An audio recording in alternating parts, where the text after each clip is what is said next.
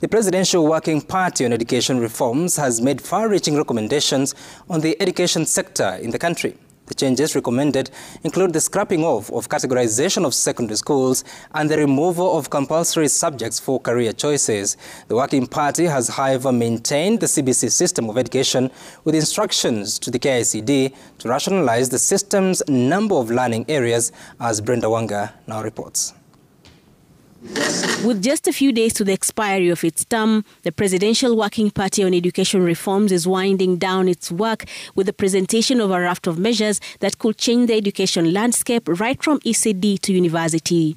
In a stakeholders meeting held earlier this week, the Working Party recommends that the traditional categorization of secondary schools into national, extra, county, and sub-county schools be phased out with the 844 system, and instead, under the CBC system, the schools will be categorized in line with the career pathways of learners. In line with the CBC curriculum, the Kenya National Examination Council will be renamed the Kenya National Assessment Council. Let's see how that is going to do it. Under the changes aligned with the transition to CBC at high school level, the party recommends that learners have options in subjects that will determine their careers. In this aspect, learners will have to choose between combinations like English or Kiswahili, maths or science, and any other 5 subjects at the O level of study. This will be accompanied by a leaner number of subjects at junior secondary school level. The party has also asked the KICD to rationalize the number of learning areas at junior high. Currently, students are expected to study a total of 14. The party also wants the university education curriculum to be aligned to the CBC one for ease of transition. More significantly, the party wants universities limited from offering certificates and diploma courses.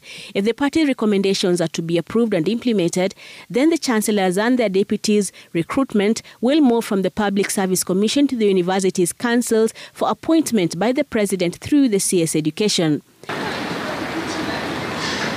Further changes in the universities include the proposal that the election of student council leaders be held every 2 years, while the appointment of deans of schools and faculties in the universities will also be done competitively.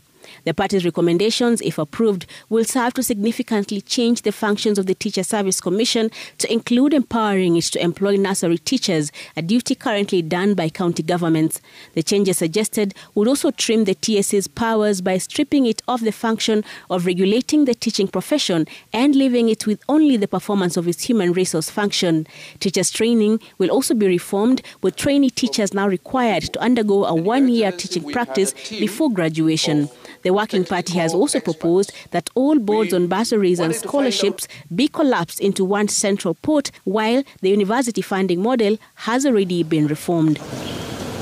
Citizen TV, Nairobi.